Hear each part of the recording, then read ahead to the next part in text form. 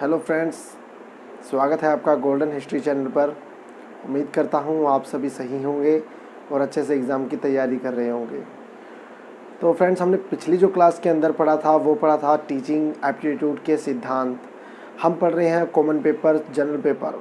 उसके अंदर हमारा टॉपिक जो चल रहा है वो टीचिंग एप्टीट्यूड है। टीचिंग एप्टीट्यूड के हमने पिछली क्लास के अंदर हमने जो पढ़ा वो पढ़ा टीचिंग के सिद्धांत, शिक्षण के सिद्धांत। आज की जो हमारी क्लास है, आज हम इसमें पढ़ने वाले हैं टीचिंग के मेथड, जो बहुत ही इम्पोर्टेंट है फ्रेंड्स, बहुत ही ज़्यादा। उससे रिलेटेड एनटीए बहुत बार क्वेश्चन पूछती है और इससे क्वेश्चन रिपीट भी होते रहे हैं। तो चलिए बात कर लेते हैं आज टीचिंग के मेथड्स की। मेथड्स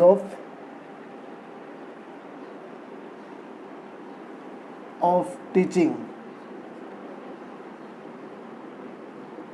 यानी कि टीचिंग की विधियां कौन कौन सी हैं। विधियां, शिक्षण विधियां। आज हम चर्चा करने वाले हैं शिक्षण की विधियों से। तो चलिए, सबसे आसान होने के साथ साथ एक इम्पोर्टेंट टॉपिक भी है। जैसे ही हम इंटरेक्शन टीचिंग करने जाते हैं, क्लास के अंदर जाते हैं, उसके अंदर हमने कौन कौन सी टीचिंग के मेथड्स को यूज़ करना है, जो हमने प्लानिंग की थी उसके अंदर प्लानिंग करने के बाद हमने उसमें सेलेक्ट किया था कि हम क्लास में जाके इन जो मेथड्स हैं इसका यूज़ करेंगे, टीचिंग एड्स का यूज़ करेंगे। इस प्रकार से हम बच्चों को पढ़ाने वाले हैं। किस प्रकार से बच्चों को पढ़ाने वाले हैं, उस चीज़ की सारी चीज़ें हमने प्लानिंग के अंदर कर ली थी। जब हम इंटरेक्शन, यानी कि जब टीचिंग करने के लिए क्लासरूम में जाते हैं तो कौन से मेथड्स का यूज़ होता है, कौन सी विधियों का, शिक्षण विधियों का यूज़ होता है, उसकी जो है हमें आवश्यकता पड़ती है। तो चर्चा कर लेते हैं कौन कौन सी वो विधियाँ होती हैं। दोस्तों, बता दूं कि वैसे विधियां तो बहुत सारी होती हैं, क्योंकि जो छोटा जो प्राथमिक स्तर होता है बच्चों को पढ़ाने का, या फिर सीनियर सेकेंडरी और कॉलेज लेवल का, सबका अलग अलग स्तर होता है। सभी की शिक्षण विधियां अलग अलग होती हैं, लेकिन हम यहाँ पे चर्चा करने वाले हैं net, NTA, net, UGC, net के लेवल की, यानी कि महाविद्यालय और यूनिवर्सिटी लेवल की। तो उसके अकॉर्डिंग ही मैं आपको जो है टीचिंग के मेथड्स के बारे में बताऊँगा। तो जो सबसे पहला जो मेथड है हमारा वो है story telling. Story telling method. Story telling method, यानी कि इसके अंदर हम इसको हिंदी में कह सकते हैं कहानी विधि या कथा विधि।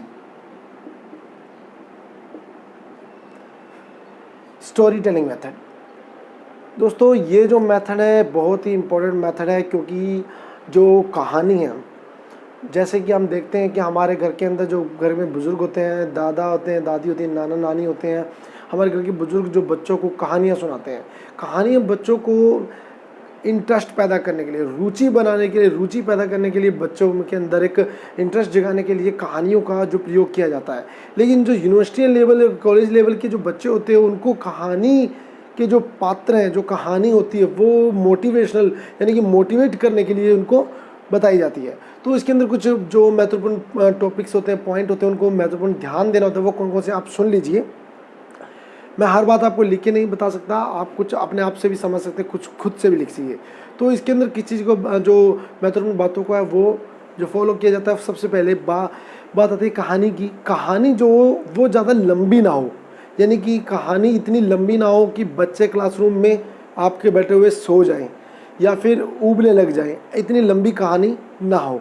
कहानी छोटी हो, लेकिन इतनी छोटी भी ना हो कि एक स्लोगन की तरह, एक नारे की तरह, एक ईडियम या लोकोक्ति की तरह छोटी भी ना हो कि वो मिनट में ही ख़त्म हो जाए, जिससे बच्चों को समझ भी ना पड़े उसका क्या अर्थ था, क्या तात्पर्य था, क्या मोटिव था, क्या उसका थीम था, उसके भी वो उनको बच्चों को पता ना चले। कहानी किसी पर बेस्ड हो, कोई थीम पर बेस्ड हो। दूसरी बात, कहानी के पात्र सभी ओरिजिनल हो। कहानी नकली ना हो, कहानी ओरिजिनल हो। सभी पात्र जो करेक्टर्स हों वो ओरिजिनल हो, उसके अंदर कोई भी नकलीपन ना हो, तो बच्चों को वो अट्रैक्टिव लगे। इन सभी बातों का हमें इस कहानी के अंदर, कहानी विधि के अंदर बहुत ही ध्यान से प्रयोग करना होता है। अगला जो हमारा टॉपिक है, अगला जो हमारा मेथड है वो है लेक्चर मेथड। कौन सा मेथड? लेक्चर। यानी कि भाषण विधि। कौन सी विधि? भाषण विधि। भाषण विधि आपको बता दूं कि हमारे भारतीय समाज के अंदर बहुत ही प्राचीन विधि रही है, क्योंकि ये राजा महाराजा या फिर यूँ कह लीजिए कि वैदिक समय से ये भाषण विधि चली आ रही है। क्योंकि भाषण विधि क्या होती है कि हम क्लासरूम में आते हैं, क्लासरूम में आने के बाद लेक्चर स्टैंड पर खड़े होकर या बच्चों के सामने खड़े होकर अपने जो करिकुलम होता है, सब्जेक्ट होता है, उसके अकॉर्डिंग अपना लेक्चर दे देते हैं।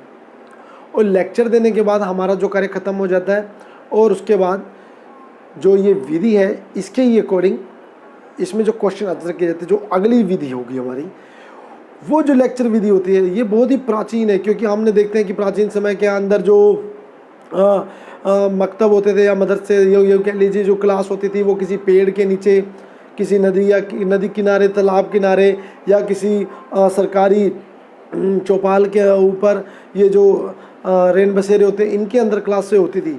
तो वहाँ पे कोई बोर्ड या कोई पर्टिकुलर करिकुलम नहीं होता था जो बच्चों को उसके अकॉर्डिंग पढ़ाया जाए, या टेक्स्ट बुक नहीं होती थी। तो वहाँ पे वो लेक्चर विधि का प्रयोग करते थे, लेक्चर मेथड का यूज़ करते थे। तो यहाँ पे आपको इस चीज़ का ध्यान रखना है कि लेक्चर जो मेथड है वो हमारा भारतीय की सबसे पुरानी परंपरा रही है। तो इस चीज़ को आपसे एंटी पूछ सकता है कि कौन सा मेथड सबसे प्राचीन है। तो भाषण विधि जो है, लेक्चर विधि जो है, लेक्चर जो मेथड है वो सबसे प्राचीन है, इसकी ओर ध्यान रखना है। उसके बाद अगला जो आता है हमारा नंबर 3 पे, वो आता है टेक्स्ट बुक। कौन सा? टेक्स्ट बुक मेथड, यानी कि पाठ्य पुस्तक, पाठ्य पुस्तक विधि। कौन सी विधि? पाठ्य पुस्तक विधि। दोस्तों इसके अंदर जो पाठ्य पुस्तक विधि है, इसके अंदर आपको मैं बता दूं कि जो हमारी क्लास के मतलब कि हमारे करिकुलम के अकॉर्डिंग जो टेक्स्ट बुक होती है, हमारी पाठ्य पुस्तक होती है, उसके माध्यम से बच्चों को पढ़ाया जाता है। इसके अंदर भी कुछ खास बातों को ध्यान रखना होता है। कौन कौन सी खास बातें? खास बातें ये कि सबसे पहले यदि आप टेक्स्ट बुक पढ़ा रहे हैं तो इसके अंदर आपको अपनी आवाज़ की क्वालिटी को देखना है, यानी कि आपकी जो वॉइस, आपकी जो आवाज़ है उसको संतुलित रखना है। यानी कि आप इस हिसाब से अपनी टेक्स्ट बुक को पढ़ेंगे कि पिछले जो स्टूडेंट्स हैं, पीछे जो बेंचेस पे जो स्टूडेंट बैठे हैं उनको भी वो बात अच्छे से समझ आ जाए, और जो आगे जो बच्चे बैठे हैं उनको भी वो बात समझ में आ जाए। लेकिन और यानी जो क्लास के बाहर जो बच्चे हैं या फिर क्लास के इर्द गिर्द जो और क्लास हैं उनको डिस्टर्ब ना हो, इस हिसाब से आपने टेक्स्ट बुक पढ़ानी है। टेक्स्ट बुक की सबसे पहले टाइटल को आपको एक्सप्लेन करना है कि ये इसका टाइटल है, इससे ये तात्पर्य है और इसमें ये कहानी होने वाली है। कहानी का पूरा सार भी आप पहले बता सकते हैं। सार बताने के बाद उसके बाद आप पूरी कहानी को पार्ट्स के अंदर डिवाइड करके पढ़ा सकते हैं। ये भी इसका मेथड है। और इसके अंदर जो कठिन शब्द होते हैं, यानी जो मुश्किल शब्द होते हैं, जो बच्चों को नहीं समझ आते, उसको भी आपको एक्सप्लेन करना होता है। या फिर इसके अलावा आप ये टेक्स्ट बुक खुद ना पढ़कर किसी बच्चे को, इंटेलिजेंट बच्चे को जो अच्छे से पढ़ना जानता हो, उसको भी बच्चे को बुक पढ़ने के लिए दे सकते हैं। ये भी एक टीचिंग का मेथड है। उसके बाद अगला जो हमारा मेथड है नंबर 4 पे, वो है question answer method, questioning and answering method, यानी कि प्रश्न उत्तर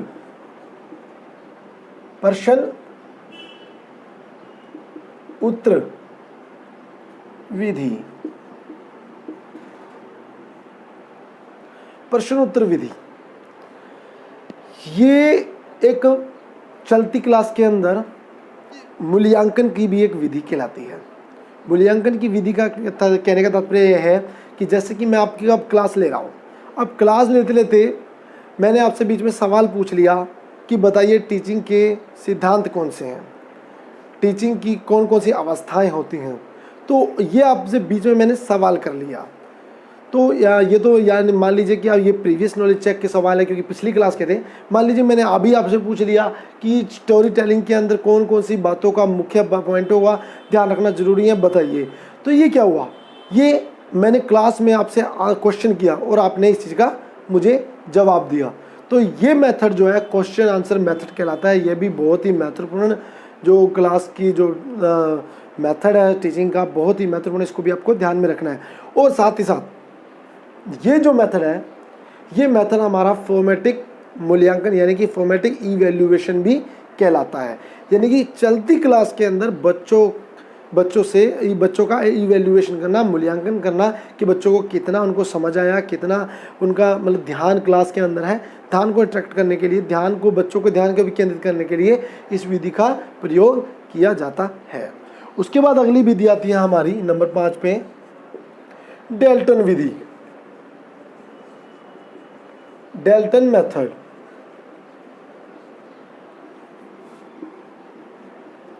कौन सा मेथड? डेल्टन विधि। इसको समझिए, डेल्टन जो विधि है ज़्यादातर ये साइंस के स्टूडेंट्स के लिए या मेडिकल के स्टूडेंट्स के लिए यूज़ की जाती है। और वहीं उजनी विश्वविद्यालय और महाविद्यालयों के अंदर इस विधि का प्रयोग किया जाता है। ये विधि एक प्रयोगशाला के अंदर यानी कि लेबोरेटरी के अंदर इस्तेमाल की जाती है। यहाँ पर या फिर यूँ कह लीजिए एक वर्क स्टेशन पर इसका प्रयोग किया जाता है। डेल्टन विधि के अंदर क्या होता है, जैसे मैंने आपको पहले बताया था एक डायग्राम से, फिर से बता देता हूँ आपको। ये एक स्टूडेंट बेस्ड यानी कि स्टूडेंट सेंटर्ड थ्योरी है। जो स्टूडेंट होता है वो शीर्ष पर है यानी कि वो स्वतंत्र है। और टीचर की भूमिका क्या होती है? गौण होती है। इसी प्रकार से यहाँ पर जो मेथड है, डेल्टन मेथड है, वो एक प्रयोगशाला के अंदर प्रयोग करने वाला मेथड है। इसके अंदर बच्चे स्वयं से किसी भी समस्या का समाधान स्वयं से प्रयोगशाला के अंदर खोजते हैं। और टीचर की जो भूमिका होती है वो एक सहयोगी के रूप में होती है, एक हेल्पर के रूप में होती है। और वो उसकी जो प्रमुख भूमिका जो कौन निभाते हैं? वो स्टूडेंट निभाते हैं। तो डेल्टन विधि का प्रयोग ज़्यादातर साइंस के स्टूडेंट्स के लिए किया जाता है और मेडिकल स्टूडेंट के लिए किया जाता है। आपको इस चीज़ का ध्यान रखना है। उसके बाद नंबर 6 पर जो आ जाता है वो आ जाता है पैनल मेथड। पैनल मेथड यानी कि पैनल चर्चा, पैनल विधि। अब इसको समझिए, ये क्या है? जो पैनल मेथड है इसके अंदर 3 से 5 विशेषज्ञ होते हैं। 3 से 5 विशेषज्ञों द्वारा इसका प्रयोग किया जाता है। आपने सुना ही होगा कि इंटरव्यू पैनल बैठा है या फिर कोई इन्वेस्टिगेशन पैनल बैठा है, इस प्रकार से आप चर्चा सुनते ही हैं। तो उसमें क्या होता है, कुछ विशेषज्ञ होते हैं, 3 से 5 विशेषज्ञ होते हैं, हमारे सामने बैठे होते हैं, वह स्टूडेंट के सामने बैठ जाते हैं और उनकी समस्या संबंधित प्रॉब्लम बेस्ड जो चर्चा इस मेथड के अंदर करते हैं और उनका सल्यूशन ढूंढने की कोशिश करते हैं, जिसको कहते हैं पैनल मेथड। इसका प्रयोग भी यूनिवर्सिटी और महाविद्यालय के अंदर ही किया जाता है बच्चों के निदान के लिए, जो कि फॉर्मेटिक और सोमेटिक जो मूल्यांकन से नहीं बार पड़ती, तो इस मेथड का यूज़ किया जाता है। इस मेथड से बच्चों को पढ़ाया जाता है। उसके बाद अगली चर्चा आती है 7वें नंबर पे, टीम टीचिंग की। टीम टीचिंग मेथड यानी कि दल शिक्षण। कौन सा शिक्षण? दल शिक्षण विधि। दल शिक्षण विधि। अब इसको समझिए, पैनल चर्चा विशेषज्ञों की थी, जिसके अंदर 3 से 5 यानी कि 3 से लेकर 5 विशेषज्ञ उपस्थित होते हैं और बच्चों की समस्याओं का समाधान किया जाता है। उसके बाद टीम टीचिंग के अंदर क्या है? ये एक दलीय शिक्षण है, यानी कि एक ही सब्जेक्ट, एक ही विषय से संबंधित टीचर यानी कि 5 से 8 टीचर बच्चों को एक साथ ग्रुप के अंदर पढ़ाते हैं एक विषय पर। 5 से 8, ये ध्यान देने योग्य बात है कि इसके अंदर कितने बच्चे स्टूडेंट टीचर थे या विशेषज्ञ थे, 3 से 5, और इसके अंदर 5 से 8 एक ही विषय पर, एक ही प्रॉब्लम पर बेस्ड बच्चों को ग्रुप के अंदर पढ़ाया जाता है, जिसको कहा जाता है टीम टीचिंग विधि। तो आप इसका स्क्रीनशॉट ले लीजिए या फिर आप इसको लिख लीजिए। इसके बाद हम आगे चर्चा करने वाले हैं, ये काफ़ी हैं, बहुत ही महत्वपूर्ण जो ये विधियां हैं, इससे सवाल एनटीए पूछता ही रहता है। चलिए, उसके बाद अगला जो हमारा मेथड है उसकी चर्चा कर लेते हैं।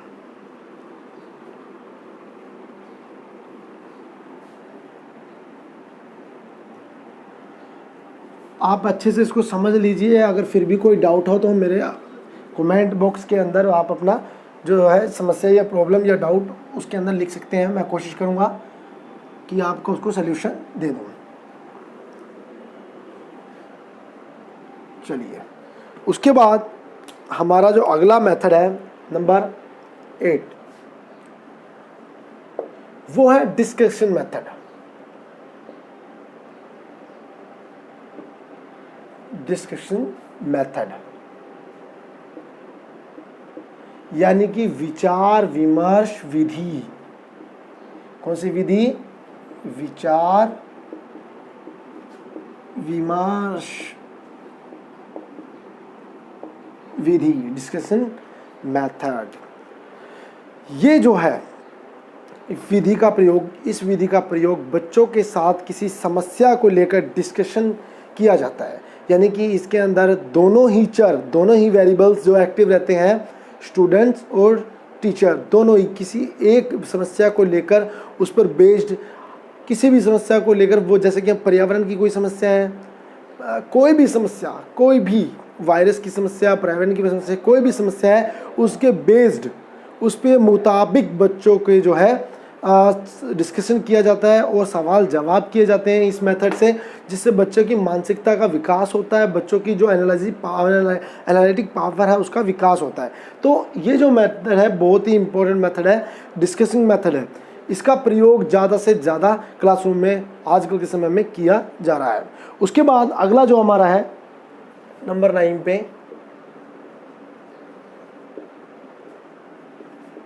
होलिस्टिक मेथड, यानी कि इसको हम आई डिस्कवर मेथड भी कहते हैं। आई डिस्कवर मेथड यानी कि स्वयं खोज, स्वयं खोज विधि, स्वयं खोज विधि। ये जो है बहुत ही महत्वपूर्ण है, समझिए इसको। होलिस्टिक यानी कि I discover method. I discover method जो है वो इसका प्रयोग हम गणित के या भूगोल के विद्यार्थियों के लिए करते हैं। यानी कि उनको एक सवाल दे दिया जाता है, एक समस्या दे दी जाती है, वो जिससे वो स्वयं द्वारा खुद से उसका समाधान करते हैं, खुद से उसको सॉल्व करने की कोशिश करते हैं। ये मेथड भी बहुत ही इम्पोर्टेंट है, इसका प्रयोग भी आज के समय में किया जाता है। इसको बोलते हैं आई डिस्कवर मेथड या फिर होलिस्टिक मेथड। उसके बाद 10वां जो नंबर है हमारा डिस्कवर मेथड। डिस्कवर मेथड जिसे हम खोज विधि कहते हैं। खोज विधि, कौन सी विधि? खोज विधि। आप इसे समझिए, आई डिस्कवर और डिस्कवर, इसको आपको ध्यान में रखना है कि इसके अंदर क्या डिफरेंस है, क्या अंतर है। कई बार आपको होलिस्टिक ना पूछ के आई डिस्कवर पूछ लेता है कि आई डिस्कवर मेथड क्या है और डिस्कवर मेथड क्या है। ये विधि जो जुड़ी है भूतकाल से जुड़ी है, यानी कि कोई चीज़ नई खोजना, भूतकाल में जो चीज़ संबंधित है उस चीज़ को खोजना, इसको आई डिस्कवर या डिस्कवर मेथड कहा जाता है, जो कि इतिहास से संबंधित है। ये संबंधित किससे? गणित, मैथ से, और ये संबंधित है इतिहास से। यानी भूतकाल से संबंधित कोई भी चीज़ अगर हम उसका खोज करते हैं तो वो आई डिस्कवर मेथड के अंदर प्रयोग में की जाती है। इसका प्रयोग डिस्कवर मेथड में किया जाता है। उसके बाद अगला जो हमारा मेथड है वो है प्रोजेक्ट मेथड। प्रोजेक्ट मेथड यानी कि परियोजना विधि। आप इसको समझिए, परियोजना विधि जो है प्रोजेक्ट मेथड के अंदर बच्चों को एक प्री योजना यानी कि किसी काम को करने से पहले की जो योजना होता है, प्री योजना जो पहले की विधि है उसका एक मॉडल तैयार कर लिया जाता है, यानी एक ऐसी डम्मी तैयार कर लिया जाता है जो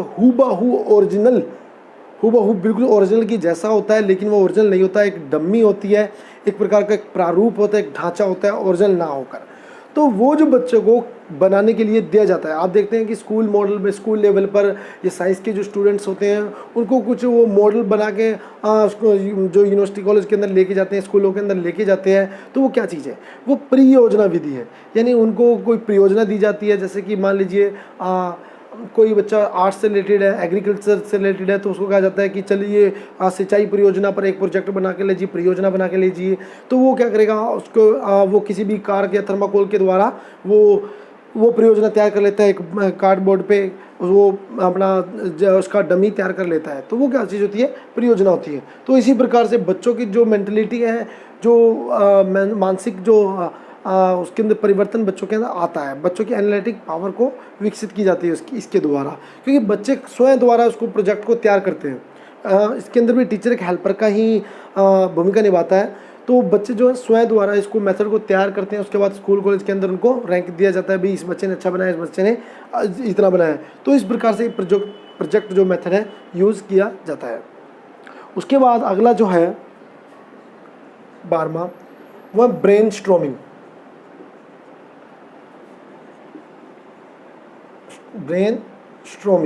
यानी कि मस्तिष्क झंझावट। वो हिंदी में थोड़ा शब्द औखा है, थोड़ा मुश्किल शब्द है।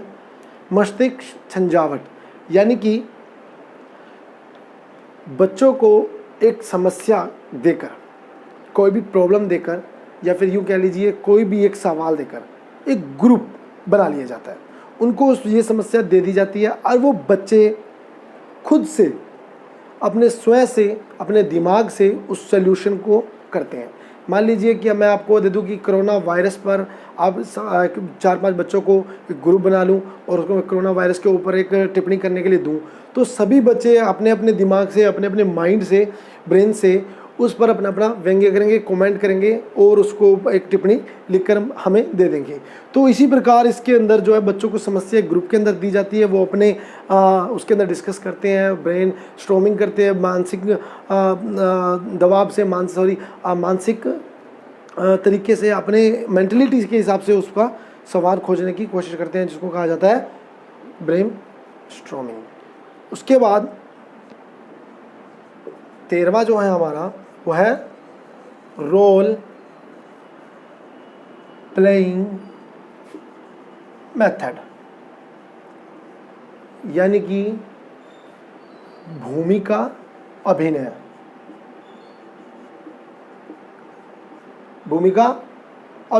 मेथड, इसको समझिए, ये क्या मेथड है। इस मेथड के अंदर बच्चों को टीचर की भूमिका निभाने का मौका दिया जाता है, यानी कि बच्चों को क्लासरूम में अगर बच्चे बैठे हैं, आप पढ़ा रहे हैं, तो बच्चों को बारी बारी से बुलाकर उनको चौक या अपना मार्कर देकर बच्चों को कहो कि क्लास बोर्ड पर बच्चों पढ़ाओ, जो मैंने पढ़ाया वो भी आप पढ़ाइए। तो रोल प्लेइंग होता है। या फिर अगर आप इतिहास के बच्चों को पढ़ा रहे हैं तो बच्चों को क्लास में ही या फिर किसी स्टेज पर जाके उनके जो ऐतिहासिक कैरेक्टर्स हैं, जो स्वतंत्रता सेनानी है या नेता है जो भी है या किंग है जो भी है, उनकी भूमिका अदा करने की जो कहेंगे, भूमिका जो अभिनय करने के लिए कहेंगे, जिससे कि बच्चों के अंदर जो नॉलेज है वो परमानेंट हो जाएगी, स्थिर हो जाएगी। क्योंकि बच्चे स्वयं करेंगे, स्वयं उसका रोल निभाएंगे, उसके रोल प्लेइंग करेंगे, तो बच्चों की जो एक्सपीरियंस होगा, अनुभव होगा, जिसके द्वारा उनकी जो नॉलेज परमानेंट हो जाएगी, जिसलिए रोल प्लेइंग मेथड का यूज़ किया जाता है। तो आप इसका भी स्क्रीनशॉट ले लीजिए, बहुत ही इम्पोर्टेंट और महत्वपूर्ण है ये।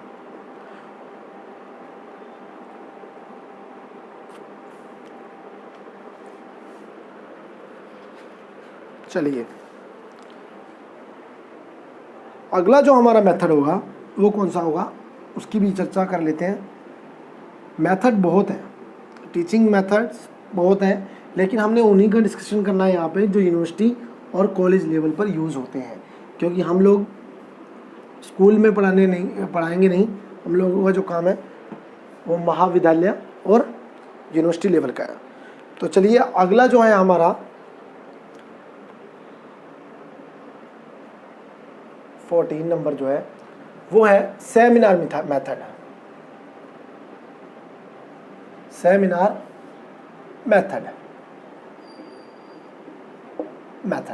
यानी कि सम्मेलन विधि। सम्मेलन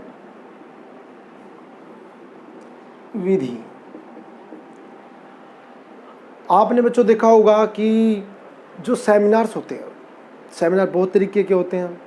सेमिनार प्रोडक्ट बेचने वाले भी होते हैं, सेमिनार कोई समस्या बेस्ड भी हो सकते हैं, सेमिनार शैक्षणिक विधि के भी हो सकते हैं। सेमिनार बहुत सारे होते हैं बच्चों। सेमिनार जो होता है इसके अंदर 3 तरीके के लोग होते हैं, 3 महत्वपूर्ण लोग होते हैं। सबसे पहले जो होता है वो होता है ऑर्गेनाइजर यानी कि व्यवस्थक, जो सेमिनार को व्यवस्थित करवा रहा है यानी कि organiser.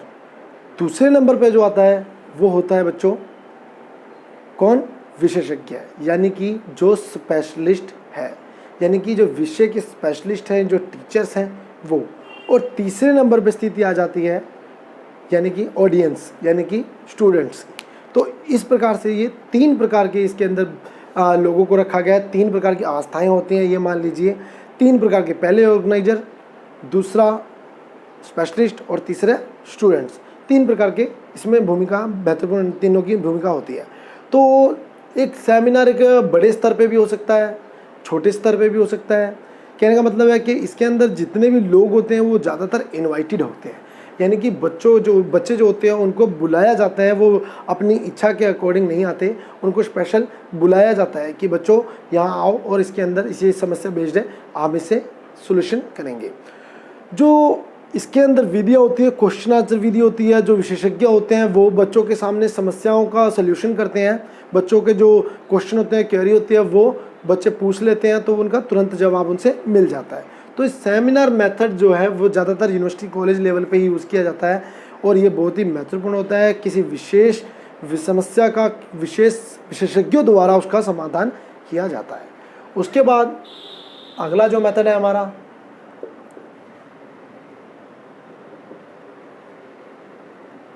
Assignment method.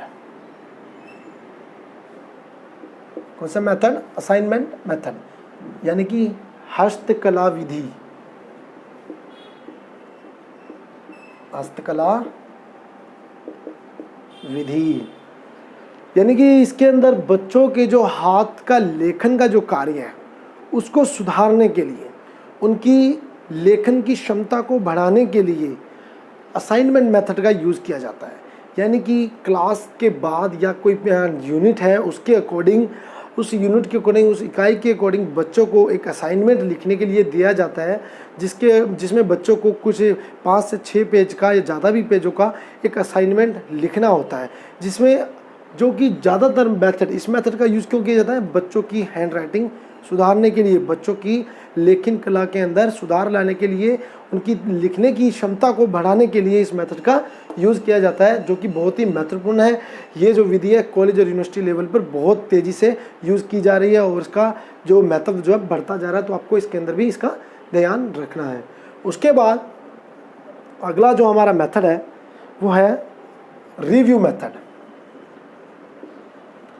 Review method यानी कि अवलोकन, या फिर यूँ कहिए दोबारा से अवलोकन, रीअवलोकन विधि। इसके अंदर मैं आपको बता दूं ये विधि कहाँ यूज़ होती है।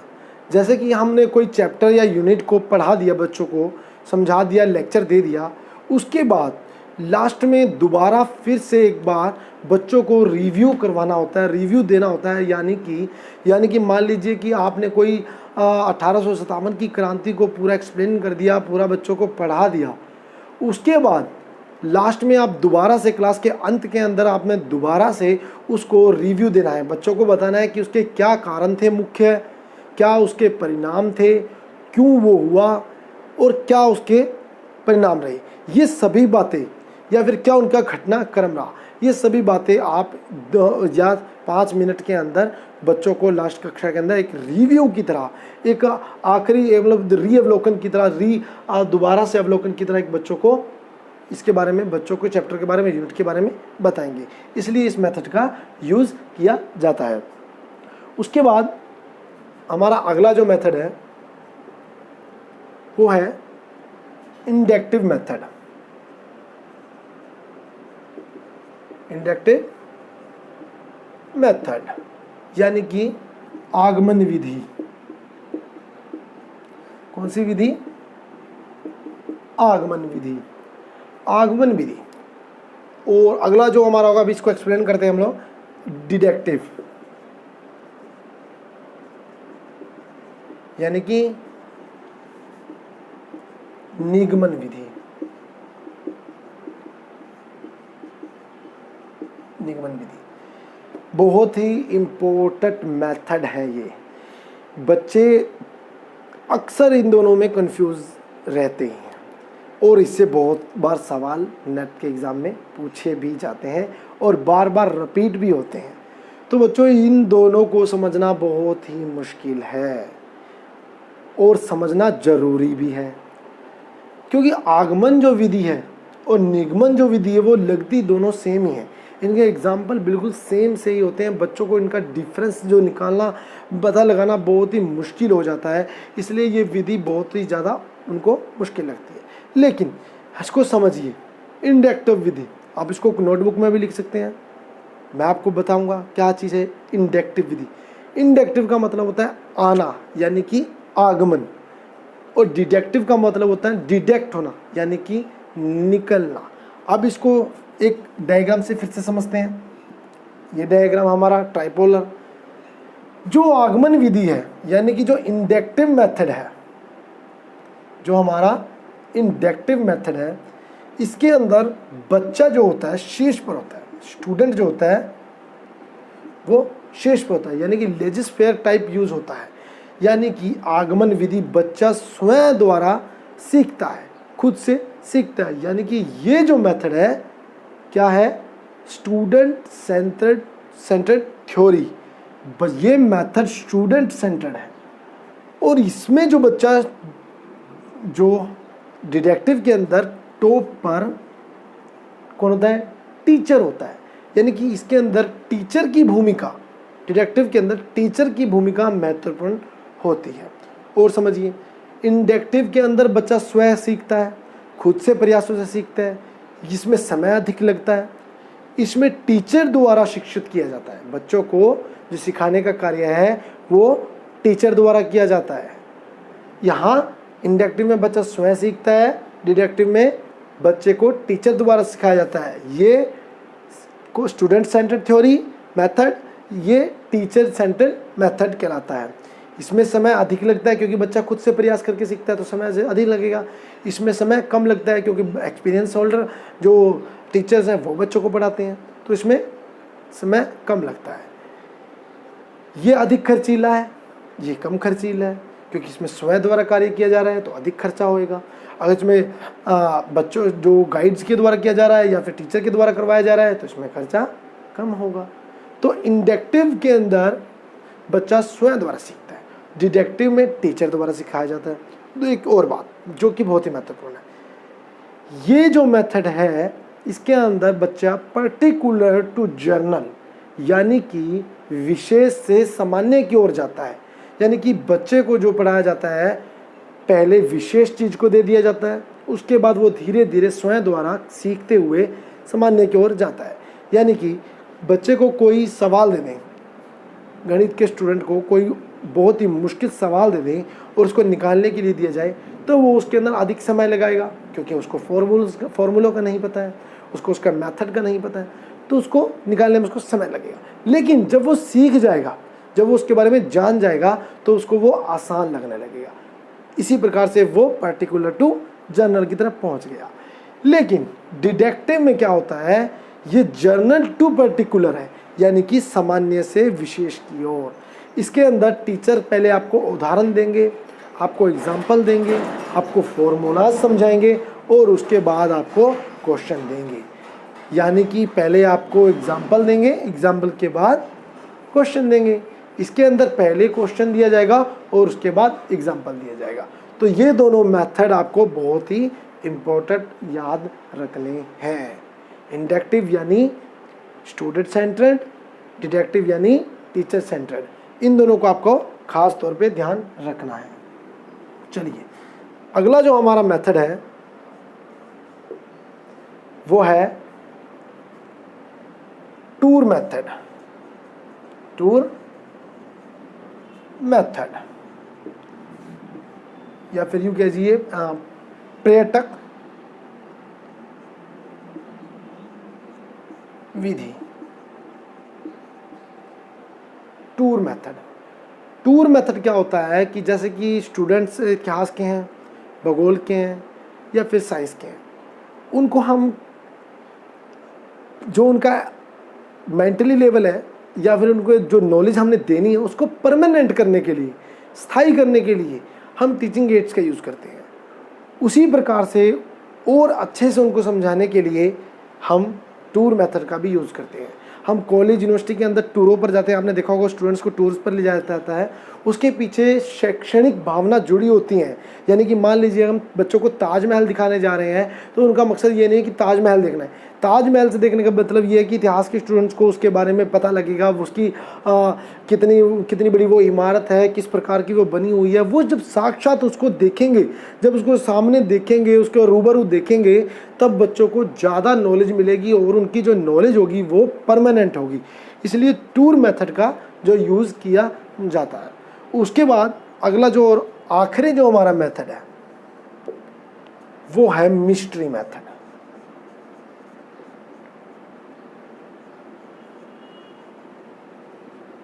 कौन सा मेथड? मिस्ट्री मेथड, यानी कि पहेली मेथड, पहेली विधि। ये समझिए, ये जो मेथड है बहुत ही इंपॉर्टेंट मेथड है यूनिवर्सिटी कॉलेज के बच्चों के लिए। मिस्ट्री मेथड के अंदर बच्चों को एक प्रकार की समस्या, सिचुएशन दे दी जाती है, एक पहेली टाइप से एक बच्चों को एक अवस्था दे दी जाती है, एक सिचुएशन दी जाती है। उसके द्वारा बच्चों को समस्या का समाधान करना होता है।